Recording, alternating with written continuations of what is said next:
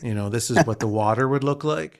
I'm double fisting tonight because we got a lot of weird Canadian news stories to get into, and I don't think one special drink could get me there. So in my Robin's Donut ceramic mug, I have some tea, and I also got another one of those drinks my buddy Kevin got me. This one's a Pepsi with a bunch of raspberries on it and a language I don't understand. So I'm assuming it's a raspberry Pepsi.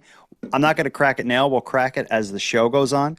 I want to get into the first story with you, though. This is a really interesting one. I like stories that involve viral videos in Canada, but I really like when the viral videos lead to criminal charges. And that's what we're getting into here. The story starts with a viral video that was posted on TikTok initially about a week ago. It involved a couple having a frightening encounter with a bear while walking their dog on a trail outside of Banff.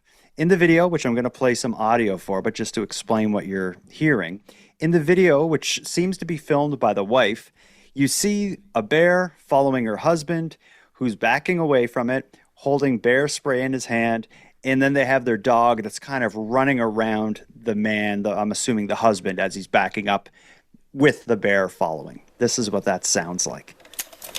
Craig, you're too close! Back off! Craig, you're too close! Lola, come here! Lola! What are we gonna do? We gotta get off the trail! Back off! Go, Bear, go! Get out of here! Get out of here! Okay, it is frightening looking because that man is very close to the bear, and the dog seems to just be agitating the whole thing. Yeah.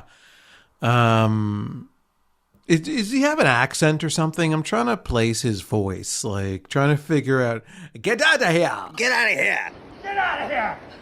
They're trying their best to convince the bear to leave, but the bear seems kind of just disinterested, just kind of stalking towards him as the man, again, he's, for the majority of what we hear there, he's walking backwards, holding out the bear spray as if it's a gun, like to kind of threaten the bear, as the dog is running around him, woofing and barking. But here's the update. I say this is a viral video that ends in charges. So that video gets posted to TikTok. It's being shared far and wide. People are looking at it both in terms of the wild survival tale that is surviving a bear close encounter like that, but also it's a glimpse into Canadian wilderness. But not everyone who watched that video was impressed. Here's how it ends in charges. Hikers who had an encounter with a grizzly bear on a popular trail in Banff National Park now face charges. Video of the incident posted to social media shows someone holding a camera and then another person walking on a trail at Taylor Lake with an off-leash dog as a grizzly bear follows close behind. Parks Canada said wardens have now identified the individuals involved and laid charges for having an off-leash dog in the national park. Officials say it puts pets, their owners, and wildlife at risk, and off-leash dogs can also stress out the wildlife. Damn. That story surprised me. When I heard that they were charged, I was like, what? Did they set it up and maybe they heard a bear in the making of it? No, they were charged with having their dog off leash, which is actually a pretty big deal and a pretty big offense in this I get national it. park. I mean, you're supposed to leash your dog where it's supposed to be leashed. Some dog owners think, oh, our dog is this way or that way, so we don't have to follow that rule. It doesn't apply to us because our dog is well behaved or whatever the circumstance they see is. So I see it all the time. I walk a lot of trails and most of the trails that I go to, in fact, all of them that I go to are trails where your dog is supposed to be leashed. And so many people, I'd say 60 to 70% of the people that I see walking dogs on these trails have them off their leash. Not cool. Remember, we did the story. This is ages ago. We talked about an old guy in Montreal. Didn't the cops rough him up and arrest him because he wouldn't put his dog on a leash? You remember that? Ages ago. I want to read you a little bit of information. It's a piece of an article that gives a bit closer of a look at what these people did, what happened in that park in Banff, and why having the dog off leash is such a big deal. So the incident happened on the Taylor Lake Trail about 15 kilometers southeast of Lake Louise. Parks Canada officials charged the hikers after an investigation determined the dog was not properly restrained. The law says people have to keep their pet on a leash of 3 meters or less in a national park. If found guilty, the pair could face a fine of up to $25,000. An off-leash dog can create serious risks for both people and wildlife. Bear may see dogs as threats and react aggressively, which can lead to the dog being injured or killed. A frightened dog may also run back towards its owner, potentially bringing the bear with it. Parks Canada also warns that loose dogs can stress wildlife and cause animals to avoid important feeding areas and habitats. The bear involved in this video is Grizzly number 142, one of Banff National Park's most recognizable bears. She's an estimated 16-year-old female and the daughter of Bear 122, better known as the Boss. Grizzly bears are a threatened species in Alberta, and the federal government considers them a species of special concern. Parks Canada reminds visitors to keep pets leashed, carry bear spray, make noise on trails, and maintain a safe distance from wildlife. Is there anything interesting in that for you? That's a doozy of a fine. It's $25,000. That would certainly set quite the example of these two. Because in the video, I think one of the things that really, I think, irked some of these officials is that she's able to film the entire interaction, but she can't pick up her dog and put it on a leash and keep it away from the bear. Yeah, that is surprising and a little upsetting. I'm surprised she's filming the entire interaction for a few reasons. For one, you can hear in her voice she's panicked. She's breathing heavy. She's like, "What are we gonna do? Oh my God, it's following us." If I had that emotion, I can't imagine keeping my phone up the whole time. And it's clear when you watch the video that her dog is agitating it because he's running around and barking. If she just put her phone away, she could leash her dog and deal with that. And potentially, like if the bear does get her husband and tear him to shreds, why would she want to film that? Yeah, the only reason she's filming is because this is going to get me a lot of views and likes and whatever on my TikTok or whatever social media app of her choice that she decides to post this on. And she knows it's going to spread far and wide and garner her lots of attention, so she can't help herself. And that's kind of what I expected. When I heard that it was charges, I thought it was going to be something associated with that, but it doesn't seem like this is like influencers who are trying to like go viral and stuff. At least it doesn't seem to me. Maybe I'm missing something. I don't think that she's an influencer, but certainly in the moment, she's probably, her instinct is to record the entire thing, and she's going to be able to blast this all over the internet. Yeah, well, it seemed like it got blasted right to Parks Canada, and they didn't like and or subscribe or join her Patreon. We got a lot of other weird news to get into. We got some incredible segments tonight, including a segment all about restaurants getting screwed. I'm excited to get into that. We got 3 stories of restaurants being screwed. And we have a segment at the very end of the show that listeners of Keep Canada Weird the world over are taking part in. Last week, we talked about a trend we've been seeing amongst senior citizens. At this point, let's just call it the senior situation, which is just the placeholder name for the rise in misbehaving amongst our seniors. We covered several stories, 3 or 4 stories over 2 or 3 weeks or so involving seniors. We don't have any tonight. I think the senior citizens decided, let's just sit back and chill until they figure out a name for our segment. We have so many listeners who had ideas on what we should call this segment and theories on what's causing this issue. I'm going to play one now before we take our first break. This will give you an idea of the type of feedback we're getting. Later in the episode, we're going to hear from a lot of listeners, but let's start with Marilyn. Hey, Jordan and Aaron. Marilyn here. I just listened to episode 223 that touched on the oldies committing crimes like stealing people's cats and robbing banks. It's terrible. I think it's called the Bad Lot Boomer Resurrection Shuffle. And basically, If boomers were badasses as teens or young adults, most likely at some point they got their lives together, got jobs, had families, and generally lived within the confines of the law. But as boomers get older and start losing their noodle, they start reverting back until they are basically gumming their food and pooping in their pants again. So you see, it's just the boomers going through their reverse teen problem. With more boldness and self-entitlement, I might add. I believe this could be a real problem, and perhaps your show can be the one that sheds light on it. And keep Canada weird. I love you guys.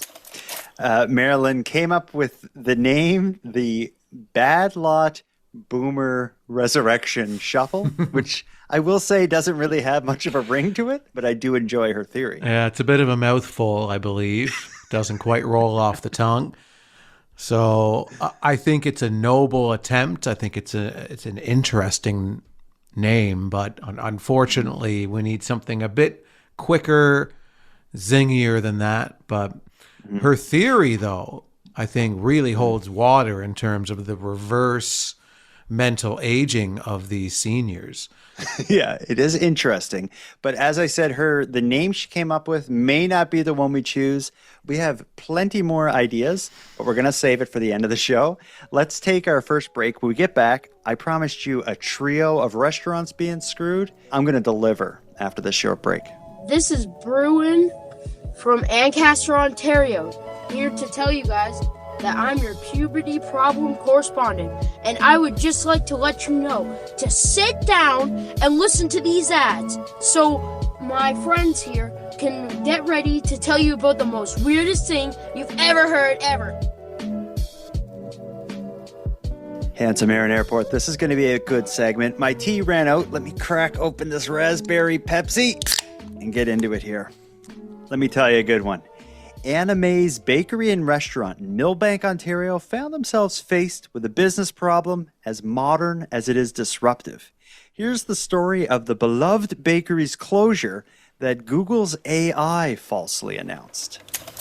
But like that, you know what I mean? Like how confusing that is? It was a heart-stopping moment for Anna May's owner, Amanda Herford. Panic. Panic is what I was thinking. How could this information be so wrong? A friend sharing a Google search results describing the upcoming closure of her restaurant. Anna May's Bakery and Restaurant in Millbank, Ontario, officially closed on July 31st, 2026. The beloved long-running establishment, famous for its roasted chicken and homemade pies. The problem started a week before when another Anna May's in Illinois announced their closure. But she says the search results at that time were clear it was a different store. If you actually looked up our name or our website or anything, it came up normal, it came up fine, everything looked as is, it said nothing about us closing. That changed over the weekend when the Google AI results gave very specific information that Anna May's in Millbank was closing. Herford says people started calling, asking if they were shutting down. So that's when I got very concerned, thinking this misinformation can ruin a business and perceptions of people and like spread false information very quickly. According to experts, this type of mistake is common. While Anna May's mix-up appears to be an innocent mistake, sometimes the intentions can be nefarious. Herford says thankfully the problem was resolved quickly through the Google chatbot. I just decided to put into the messages saying, "Hi, we are the owners, we are not closing. I think you have us confused with the Anna May's in Illinois that is closing." And then it wrote back and said, "Oh yes, I can see how this could be detrimental and we will get this fixed in our research right away." Herford says she worries about the potential impact of this AI mix-up. It was just a terrible thing to know that all your hard work can be undermined in such a short period of time by a confusing AI message. We reached out to Google but did not receive comment by Airtime. Shocker that Google didn't get back to them.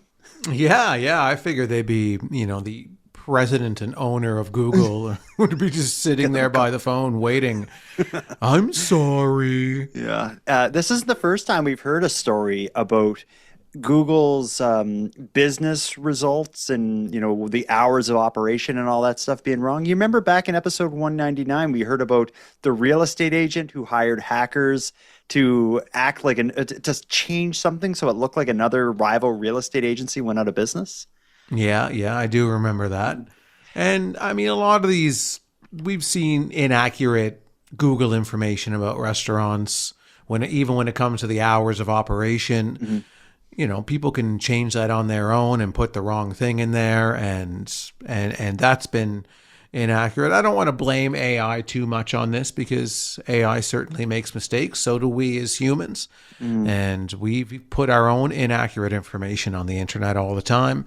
That's true. So, yeah, so I don't want to be too hard on AI in this story. I think we should recognize how harmful it could be to a business, though, because this isn't just some weird mention of the business going under online somewhere. This affects a lot of things. If you're visiting this town and you want to find a restaurant or a bakery or whatever, and you go on Google Maps and you look for nearby bakeries, if it thinks this one's closed, it's not going to show you. Or if it thinks the business is closed, it's not going to raise its profile in the search results and stuff. And nowadays, that a lot of people find out about businesses through Google searches and social media and stuff. So if someone as big as Google is putting out there that your business is no longer in operation, that could be a problem. Oh, it is a problem. I'm not going to take that away from the situation. I think that, yeah, she could potentially lose business over this. And how do you measure that? I don't know. In terms of, say, she's going to approach Google, who's not going to pay any attention to her, and say, hey, you owe me $50,000 because for this period of time, Google said that my business was closed when it wasn't. So yeah, I don't know how you're going to be able to measure it. I don't think there's anything you can do about this. You just kind of have to grin and bear it. And it sucks and it's unfortunate and it's frustrating. But yeah, she just has to kind of take it. Yeah, well, what I say is sometime you're the hammer and sometime you're the nail. And it sounds like Anna May's was the nail this time. Well, I think her biggest issue is not necessarily with what Google did to her, but it's in the name of her business. So Anna May, right? So her name is Anna May. Am I correct? Yeah, not anime like animation. Exactly. Anime, so anime, which people commonly refer to as, the cartoon, anime. So people are maybe showing up to her restaurant expecting to see very colorful anime characters frolicking about serving them, and they're not getting that. They show up with a gun and they're like, give me your Pokemon cards. Yeah. She's like, no, not no, that kind please. of anime. My name is Anime. Like, no, we want the cards. Shut up. Yeah, but the thing with this AI, like Google's AI results, we've seen it be wrong multiple times, both maliciously and accidentally. An interesting story. We never really covered this on the show, but I think it has been mentioned before. You and I are both from the island of Cape Breton. One of our most famous residents is probably the best fiddle player in the world, Ashley McIsaac. He was in the news not too long ago. In fact, I think he announced a lawsuit. He's suing Google. Their AI search results, when you searched his name for a period of time, it referred to him as Ashley McIsaac is a convicted sex offender, something. And it turned out it was mixing up Ashley McIsaac, the famous fiddle player, with some guy from the States with the same name that was arrested. And I think Ashley McIsaac, the fiddle player, actually had a concert canceled as a result of this. That's right. Yeah, the promoters of that concert thought that he was a sex offender, so they took him off the bill. Yeah, and so what's happening with the Google's AI search results? Of course, there's not a human being behind it. It's just a best guess based on everything Google can find on the internet. So if two people have the same name or two restaurants have the same name, it can become a problem. But it's not only Google's AI that makes these kinds of mistakes. Let us get into our second story of a restaurant being screwed. A Calgary Donair shop owner says his business is owed thousands of dollars and had its reputation damaged after Alberta's Health Services named it in a closure notice that was actually meant for another restaurant 17 kilometers away. Here's the story of a Donair shop's viral mouse infestation. A notice of closure by Alberta Health Services was served to Hosan Donair Grill and Kebab in Bridlewood in recent weeks, alleging several violations regarding live mice and rodent damage. However, in the subject line of the notice, it lists Donair Grill. That is this establishment in Mahogany, some 17 kilometers away.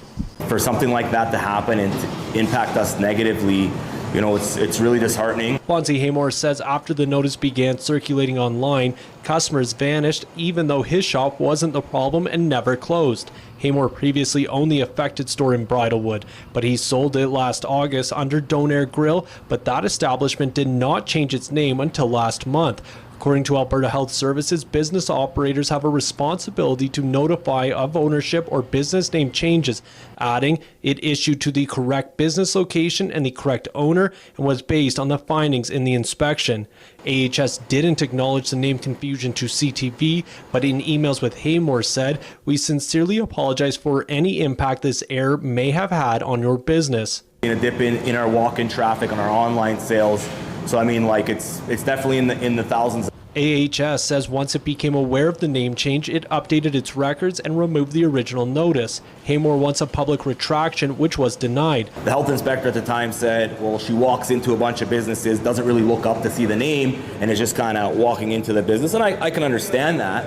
But at the same time, they got to do their due diligence. One public relations expert says an incident like this can be quite damaging. He says a public retraction would be helpful, but it should focus on getting ahead of the issue. Starts getting really active on social, and your story here is probably going to help a little bit just with the name differentiation. Prudent to have that company change the name because you don't know if their integrity is the same.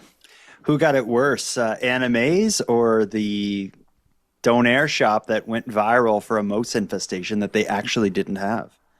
I'd say the Donair shop got it worse because when you have that stink labeled on you of health and safety issues of any kind, then people will absolutely stay away. Now, thankfully, they're trying to get ahead of this thing and they're going to the news. They're getting as many eyeballs on this issue as possible so that the general public knows that they are not the ones with mouse problems. So yeah, it's an issue. And this one, I believe this company, this Donair shop, did have financial loss because they're a post, like somebody must have found like the health inspector document or whatever, probably on some government website somewhere, showing that the restaurant had these problems and I think was supposed to be closed for a week or something. And people were sharing it online. So it did kind of go viral locally, news of this Donair shop being closed and having a mouse infestation. So the stink, like you can't really say they got ahead of it because the stink was on them and now they're catching up to it by defending themselves, saying it wasn't us, it's a whole different business. But there is a connection, and this gets confusing. The guy who we heard in this news clip that didn't have the most problem but got the bad rep as a result of it, he owned the prior restaurant, I think like a year ago or something, and sold it. But the people he sold it to didn't change the name from his prior to what his restaurant was called until something different just recently. And that's what seems to have created the problem. Yeah. I'm not sure what kind of situation that they were working through together when they were doing that sale. But but I mean, as we see in this situation, human error led to this problem. Mm-hmm. And then in our last one, it was an issue with AI making a mistake. Mm-hmm. So I feel like, that who makes more mistakes, AI or humans?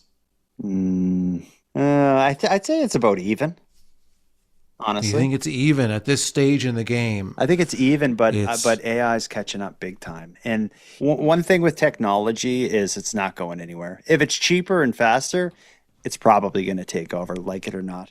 But this story isn't completely about AI. AI may have screwed over animes, but this case, it seems to be Alberta Health Services that's this Donair shop owner thinks should be wearing the black eye. He wants a retraction or an apology. They don't want to give it to him. Do you think they owe him one? I think they owe him one, yeah. I mean, Why not his just business... put it as a press release on their website? It doesn't Yeah. need to be this big thing. Yeah, just write up, get AI to write you up a little apology, and then, put it out there and whatever. Move on with your life, and that's the most they can really do in this situation is apologize, issue a statement, whatever.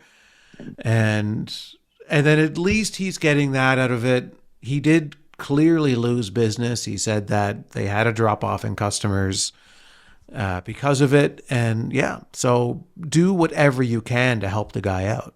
Yeah, I agree. So far we've heard of 2 restaurants being screwed, but I told you there were 3. We got another one, but this one is really interesting. This one is an absolute mystery. I love this news clip, and I'll tell you why after we listen to it. A woman walked into Domino's Pizza in Kitchener pretending to study the menu, but once staff turned their heads, she stole the store's point-of-sale terminal and fled.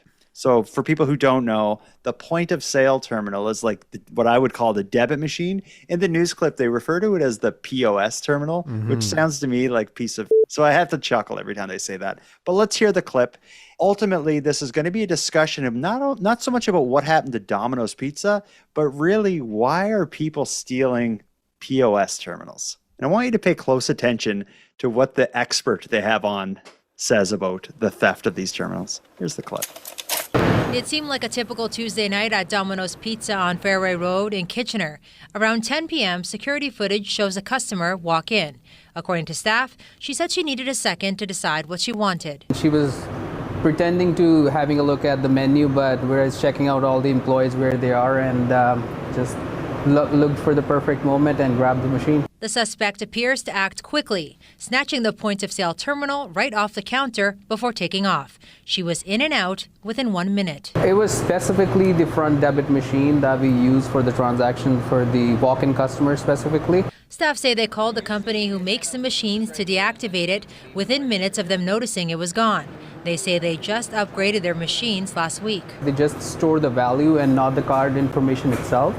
So there's no personal information of anybody on there. A cybersecurity expert says the theft of point-of-sale terminals is becoming more and more common. Stealing a point-of-sale terminal is actually a very useful thing for criminals. They can study it, they can dismantle it. Claudia Upopa says businesses should be mindful about where these devices are kept. The POS terminal should not be placed where the public can reach it unless it's time for them to interact with it. Otherwise, anyone could come by and unplug it and plug it back in or tamper with it in some other way that will result in losses, financial losses, or the device loss itself. For a business, any food industry, like anything over $1,000 is a lot of money. It costs company money and it affects everybody. Is it just me, or did that cybersecurity expert have a hard time explaining why criminals would want these piece of terminals and what they may do with them? He has no idea what he's talking about. Yeah, he's sitting there. He's trying to craft out this answer of why they would want to steal a debit machine. He can't figure it out himself, that's for sure. I think this man may have faked it and got on the news as a joke with his friends or something. Because he's like, there's many reasons criminals may want to get access to these terminals. They could study it. They can study it. They can dismantle it. His answer is for them to open it up and see how it works. Yeah, it sounds like he's describing a UFO or something. The owner of Domino's, no, not the owner, the manager of Domino's that they interviewed, knows more about the debit machine than the cybersecurity guy does, because he's there's no personal information stored on there, only the amount totals. So yeah, where the cybersecurity expert says there's many things they may do with it. Otherwise, anyone could come by and unplug it and plug it back in or tamper with it in some other way. His answer is they will do things with it. Anyway, I just had to laugh at that, but they're stealing it for some reason. The actual device itself, that handheld device, it's probably worth a bit of money, but I don't think you could sell it because you need the other piece. There's the thing you hold in your hand and you put your card up to it and stuff. I always thought that there's some other thing sitting somewhere that the thing in your hand is like wirelessly communicating with. So if you run out of there with that handheld device, what could you possibly use it for? I'm not sure. This one confused me because I really haven't heard of people stealing just the debit machines. Like I could see the actual system where you have an iPad and because a lot of POS systems now are just an iPad that you hold your card up to and you pay that way. But this is a very traditional, old school looking debit machine that wouldn't be valuable to really anybody but a business that wants to take debit from people. The business owner said this thing cost about $1,000, which doesn't surprise me to buy it $1,000 new, but it's not like its resale value must be very, very low. Like who wants to buy like a stolen debit machine? What a great way to get yourself into trouble. If it did have all this personal information on it, like let's say if for whatever reason the actual handheld device kept a record of like all the credit cards and like an identity thief could use it, maybe I could see that, but according to the manager, that wasn't the case. According to the cybersecurity expert, these criminals are going to study it and possibly dismantle it. Open it up and then put it back together and then plug it back in. And just try to understand it. These criminals are just interested in science and engineering, and they just would love to dissect something like one of these machines. I could see it like maybe if this is happening more than once, according to this cybersecurity expert. And there's a rise in people stealing these machines. It kind of reminds me of like a story about a time traveler where in the future, in order to make a certain technology work, there's a little piece of something that you need that can be commonly found in the old debit machines from the 2000s or whatever. So time travelers will come back to this time to steal these debit machines and then go back to the future to then use the pieces from it to build their whatever technology they're building. But the thing that I find even the most interesting, and they don't talk about this in the news story at all, and I'm kind of curious to get your opinion on it. Normally when you see these kind of thefts, you see an individual come in who has a certain look about them. Oh, I know where you're going. Often they have a hoodie on. They are kind of dressed almost a certain way, like dressed down, I'll say. Yeah, like they look like they'd steal a debit machine. They look like they'd steal a debit machine or the donation bin that's on the counter or something like that. That's the kind of person that you often see going in to do these quick, low-level crimes. But this individual, she was giving Sabrina Carpenter. She looked quite attractive and dressed very well. Like she looked like she was going to a nightclub. Yeah, she did. You know what? The sad part is there's some scumbag guy in a car out in the parking lot, and he put her up to it. You don't know that. I guarantee you. I'll bet you 3 debit machines. She could be the mastermind behind the whole. She could be the one building the time machine. It's true. It could be a time machine thing, but it also sounds like the criminals are like, according to the cybersecurity expert, they're trying to like reverse engineer a debit machine. Like if we take it apart and we study it and see how it's built, we can build more. I don't know what use an organized criminal group of scientists would have for debit machines, though. So yeah, maybe the time travel thing is correct, and she has come back from the future to take our debit machines. She does have a futuristic look about her with these, I don't know, superhero-looking pants that she's wearing, and she has this almost futuristic hair. Yeah, I can see it. She's a sexy time traveler, and she's here for our very modern world debit machines. Yeah, it's an interesting story. Those are 3 restaurants that have been screwed. Let's rank them in terms of most screwed. I would say the most screwed of the three is certainly the Alberta Health Services getting the Wrong Donaire shop closed. I agree. What would you say is the least screwed? The Domino's. They owed $1,000. Because Domino's is a giant company, and that's one debit machine. So. Yeah, it's a giant company, but it's probably an independent franchise owner who owns that one and had their point of sale terminal stolen. He would have to replace it, which is probably $1,000. Is that worse than Google saying Anna Mae's was closed? I'd say so, because I'd say Anna Mae could easily lose more than $1,000 with Google saying her business is closed for an extended period of time. Good point. Okay, I'll agree with it. Well, let's take our second and final break. When we get back, we got some WTF stories, which for anyone new to Keep Canada Weird, the WTF column is just some stories that are weird, unique, and offbeat, but don't fit any specific theme. And we also have a big segment on the senior situation, naming situation, after this quick break.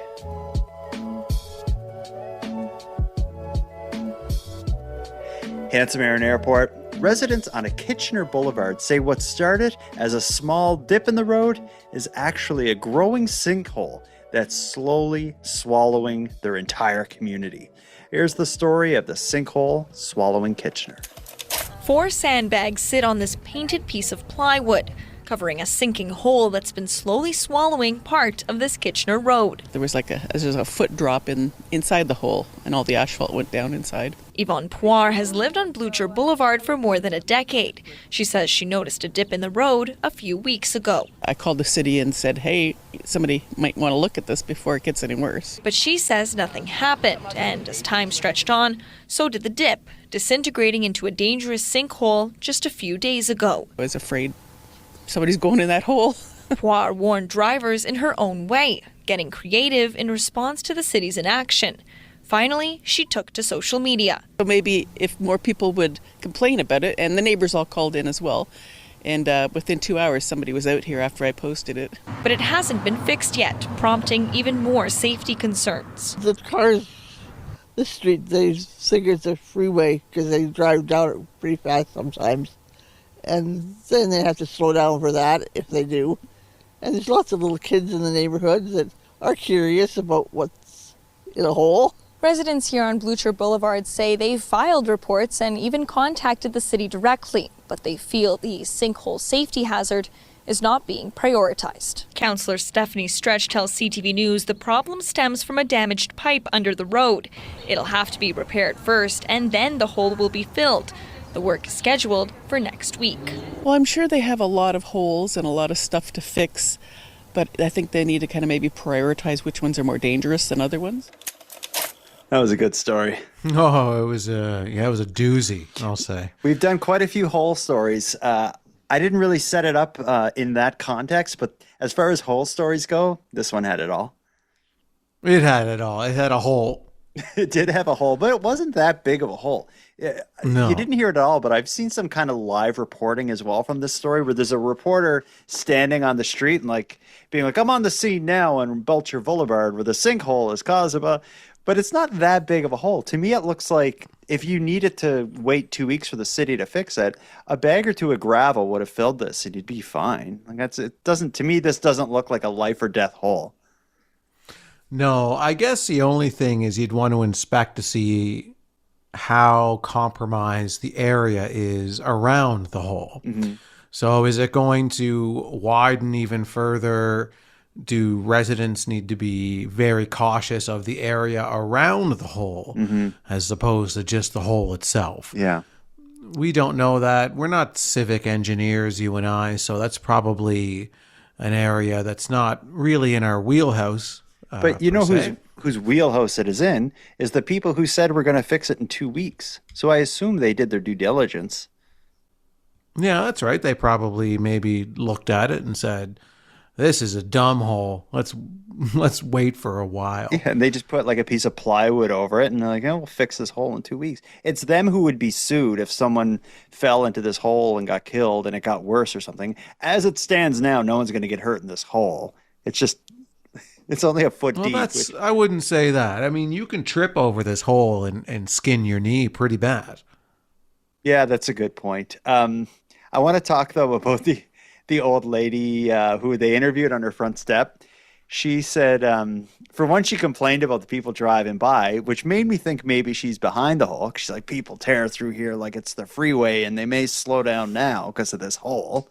That made me think maybe, this lady obviously created this hole somehow. But then it was a little like, if she was behind it, her next statement was pretty chilling when she's like, and many children may be curious to know what's in that hole. Yeah, that's right. She does sound like the evil lady who lives on the corner that nobody goes to her house, and when somebody disappears in the neighborhood, then she's the first suspect. Yeah.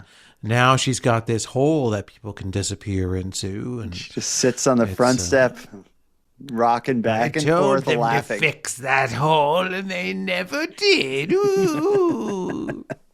Yeah, I did enjoy her though. It sounded like, you see so many movies. There's some like old, seemingly crazy person early in the movie that's giving a warning. Yes, yeah. I'm just thinking now of Friday the 13th with Jason Voorhees. There's like a group of kids are like going to a campground or something, and they run into this crazy guy at the gas station. He's like, never come back again. It's got a death curse. And they're kind of like, this guy's nuts. But, then look what happens. That's right, yeah. So she's warning people about this hole at the very beginning of the Hole movie. We'll call it Hole the movie. All of the neighborhood gets sucked up into this hole except for her. Mm-hmm. And then she's just eating her just desserts, Yeah, the end credits is just her sitting on the front step, rocking back and forth, being like, I tried to tell them. Yeah, they laughed at me. Yeah, the hole only gets bigger if you ignore the hole. I told you about the hole. Let's move on to another story that maybe is as apocalyptic as a hole swallowing Kitchener. I said this is a WTF segment. This could easily have been the apocalypse segment because as holes are swallowing Kitchener, mosquitoes are consuming Saskatchewan. For people in many parts of Saskatchewan, this summer's mosquito populations are less of an inconvenience and more like an invasion. There's hundreds of bites, vague clouds of bugs passing by, and out-of-stock bug spray signs that are becoming common scenes. Here's the story of how mosquitoes are consuming Saskatchewan. And it's chilling, because I hate mosquitoes. It feels like the attack of the mosquitoes this year. It seems you can't get outside without getting bit. Oh my God, they're horrible. Last night I went in the backyard and I got like 30 bites in about 10 seconds. Mosquito counts in Saskatchewan are way up, with numbers up year over year and beating the 10-year average. In Saskatoon traps, there were an average of 168 this week. That's compared to 5 mosquitoes per trap last year at this time. Regina has 12 traps throughout the city, with an average of 200 this week. Last year, it was an average of 10. Just outside of Regina, in rural areas, there are over 400 compared to just 8 in 2025. Stores have seen the uptick too, with mosquito spray sold out at many locations. Some retailers have even put a limit to how many bottles a person can purchase. Just the other week, I went to 3 different places in a row trying to find bug spray.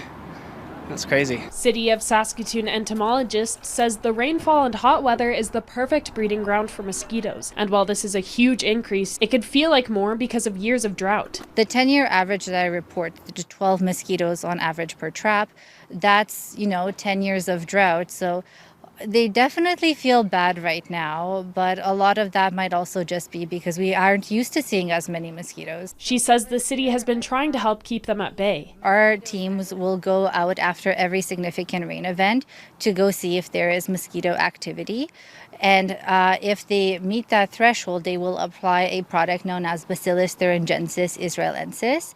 It's a mosquito-killing bacteria that only affects mosquitoes and closely related allies. People are asked to clear or cover pooled water in yards and cut grass short to minimize the numbers, with everyone doing what they can to tackle the pesky biters. They're not attracted to white. They like dark colors. So if you do your research, you're okay. I hate mosquitoes. One thing I really noticed after moving from Cape Breton, however long ago it was, 20 years ago, into Halifax, I rarely encounter mosquitoes. And it's one thing I certainly don't miss. I can't stand those pricks. Oh yeah. They're annoying for sure, but I just find that the more that climate change and all these things, you just can't go outside anymore. It's either it's ticks or it's mosquitoes or it's this and that. It's like you can't enjoy anything anymore, and we're really starting to feel the effects of that. I feel, but Are we getting softer or is it getting more dangerous out there? Because I will tell you, like, ticks are a real concern, and they weren't when we were kids. I didn't hear about ticks until 15 years ago, probably. well, really, in the past 5 years is when you've been hearing so much about ticks and so much about Lyme disease and all the different illnesses that one can get from ticks and how dangerous it is and how many more ticks there are now because ticks have. Anyway, we're talking too much about ticks, but. We did hear from one lady in that news story that she said she got bit 30 times in 10 seconds. 30 times in 10 seconds. That's intense. She must be delicious. What I'm thinking, though, is there's a great business opportunity here for people who have access to lots of bug spray, such as ourselves here in Atlantic Canada. We are not having any droughts of bug spray. So perhaps we could be selling our bug spray to people over there who can't find any, and they'll buy it off us and we'll mail it to them. That's true. We could do that, but I would feel disingenuous. I don't know if that's the right word, but I don't find bug spray ever works. Like if there's mosquitoes around, you could bathe me in bug spray and they're still going to bite me. I've never put on a bug spray or repellent or anything that seemed to do anything. Well, I think are you using one that has DEET in it? I don't know. That's the big difference maker, I find. Either way, I feel for the people of Saskatchewan. If you're out there getting by mosquitoes, that sucks so bad. I am impressed, though, by the Saskatoon entomologist they have on staff who sets traps and goes and looks at how many mosquitoes there are and stuff. I thought that was something that only happened in Disney World. And people who've ever traveled to Florida to go to Disney World, it's actually quite cool because it's all of Disney World, or a lot of it, is built almost on like swampland. There's all these lakes and pools and everything else, but there are no mosquitoes. And I watched a documentary on YouTube about the lengths that Disney World goes to trap and investigate and inspect and control mosquitoes to make them basically non-existent in Disney World. And it's actually pretty cool. Wow. Okay. That sounds interesting. Yeah. Not as interesting as the situation we found ourselves in concerning the naming of our upcoming segment that will be a story that we're going to be covering probably for the next 5 or 10 years. I'm talking about what we're referring to now as simply the senior situation. Last week, you called out to listeners the world over to help us come up with a name for this segment. We have the animal uprising. We have the puberty problem. We know that there's a situation with the seniors. We just need a name to put on it. Rather than playing you individual voicemails on that topic, we'd be here all night because I probably got 16,000 of them. I made a little collage of some really good names for the senior situation. You ready to hear them? Yeah, I'm so ready. I've been looking forward to this all night. It's a good one. I'd say grab a pen and paper because there are a lot of good names that get tossed out, and we'll recap them at the end of the senior situation naming situation collage that's about to start.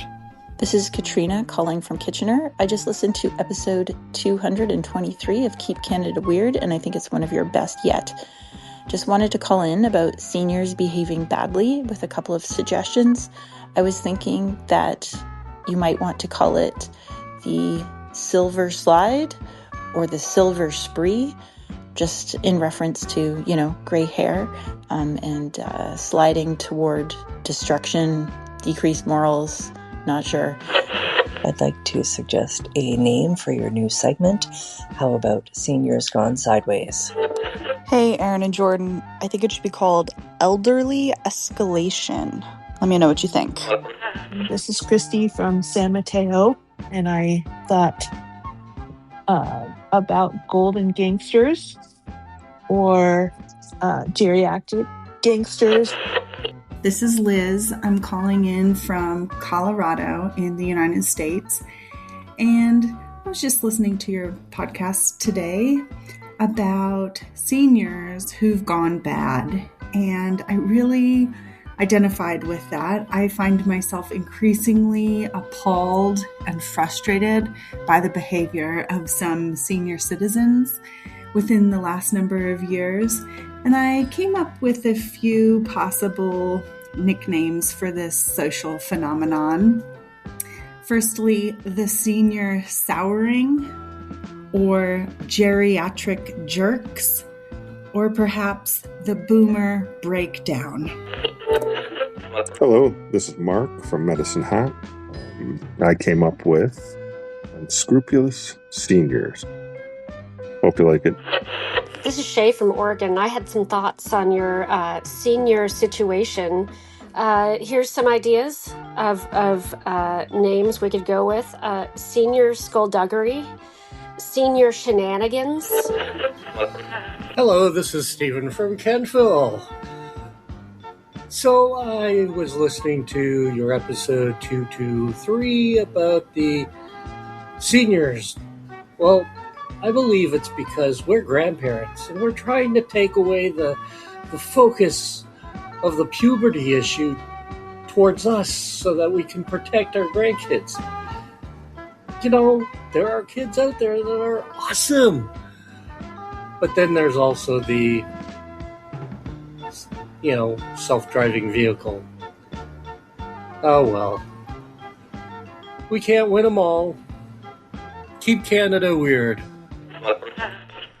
Those are some great options. Some really good ones in there. Any standouts? Yeah, there's two that I wrote down that I think are the front runners for me. I don't know how you feel about, like, if you've got a couple that you're highlighting, but I do have two. I really like the senior souring. That was from Liz. Oh, really? I liked that one, but I didn't put it in my top two. Okay. If I had to come up with a top two, it was probably senior souring and elderly escalation. Okay, I had elderly escalation in my top two. Okay. And I really liked the boomer breakdown as well. Just because now the issue with boomer breakdown is that there are seniors that are older than the boomers. Yeah, I see what you mean. Like if you're 110 years old, you're certainly not a boomer, but you're definitely a senior. That's right. That's right. You're a super senior. But I love how boomer breakdown feels to say. It sounds really good. But we both liked elderly escalation. Yeah. What about the silver slide? That's what Katrina came up with.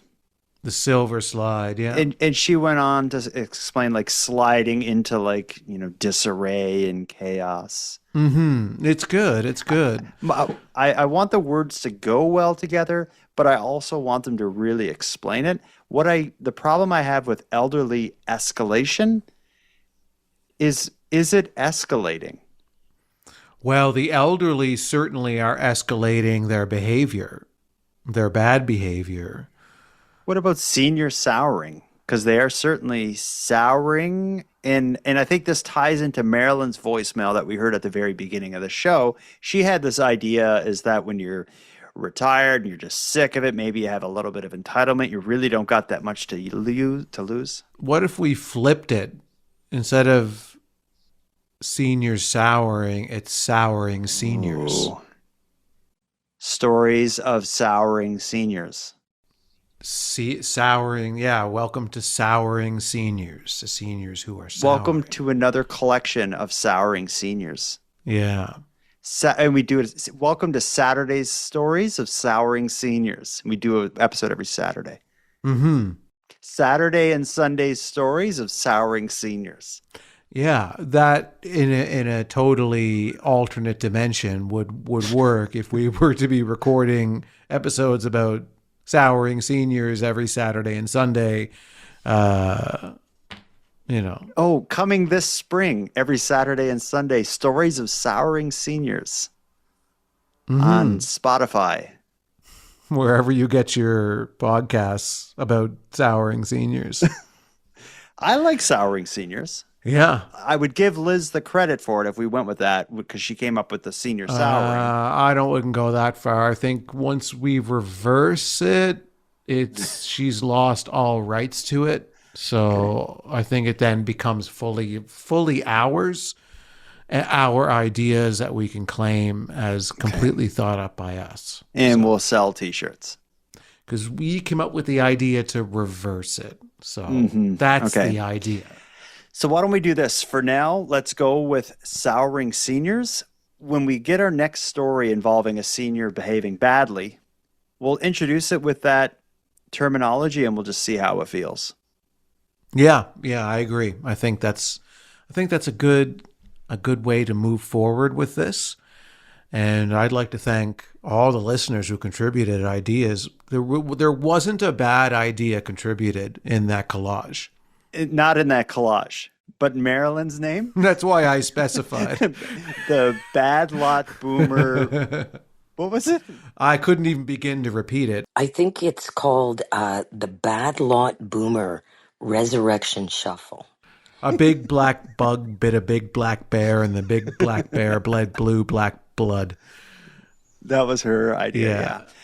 Are we still open to more suggestions if anyone has like a last minute, wait, you guys, I got a good one? Yeah, if anyone has a mic drop, then certainly leave a voicemail. Yeah, go to thecanadiangothic.com/contact and let us know, because we're still open to changing things. It's not set in stone yet. It's not set in stone until we introduce our first story on that topic with that name. And to be honest, we had 3, I think, stories of seniors behaving badly in 224 episodes.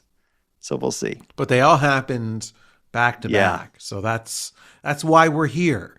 That's why we've decided to put a name on this phenomenon. And and we'll see what happens next week. Maybe there'll be a new flood of souring seniors. We'll see. Selling seashells by the seashore.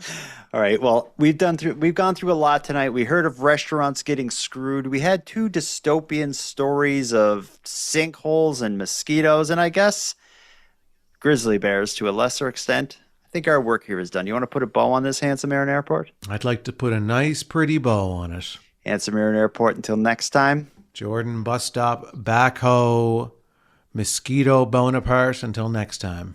If we were out in the woods walking and a bear approached, I certainly wouldn't be letting my sweet girl Penny get anywhere near that damn thing. I would drop my phone, I would pick her up, hold her in my embrace, and I would kiss her right on the top of her nose and say, "Don't worry, Penny.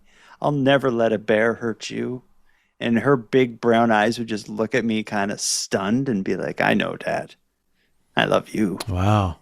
That was quite a story you just told. I love that girl. Yeah, well, if I was hiking Jordan, until next time, if I was hiking in the woods and a bear attacked and I had Ken Tiggs with me, then I would simply step back and whisper to the bear, "Your mistake." And then I get the hell out of here. Ken Tiggs would saunter towards him and meow at him loudly while he was trying to record a podcast until the bear got really annoyed. And then the bear closed the door and kept recording his podcast.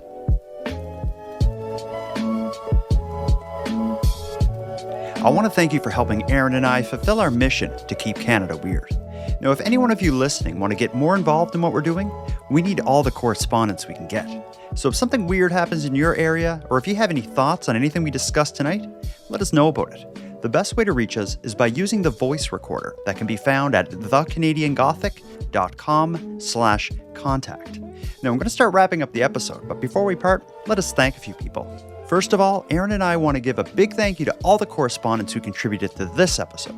If your voice message was aired on the show, go back to thecanadiangothic.com/contact and fill out the form to claim your swag pack and Keep Canada Weird badge. We'll happily get it right out to you. Next, a big shout out to Unicole for the intro and outro voiceovers, and Monty Data, who provides the outro version of O Canada that you're about to hear. And then lastly, but most importantly, We have a massive thank you to every one of you listening, as without your interest and your support, this work would be impossible. And for any one of you out there who want to support the show financially and get more out of the show at the same time, please consider the premium feed. Our premium feed subscription costs just a couple bucks a month, and that money will fund the creation of new episodes. But the premium feed will also give you those episodes early, give them to you ad-free, and give you access to a full back catalog of Keep Canada Weird episodes and bonuses. You can go premium at thecanadiangothic.com/subscribe. And even if the premium feed isn't for you, you can still support the show by simply sharing episodes on social media. That's free, and it's a big help. So until next time, take care of each other, hug your loved ones tight, and please keep Canada weird. Thank you for keeping Canada weird.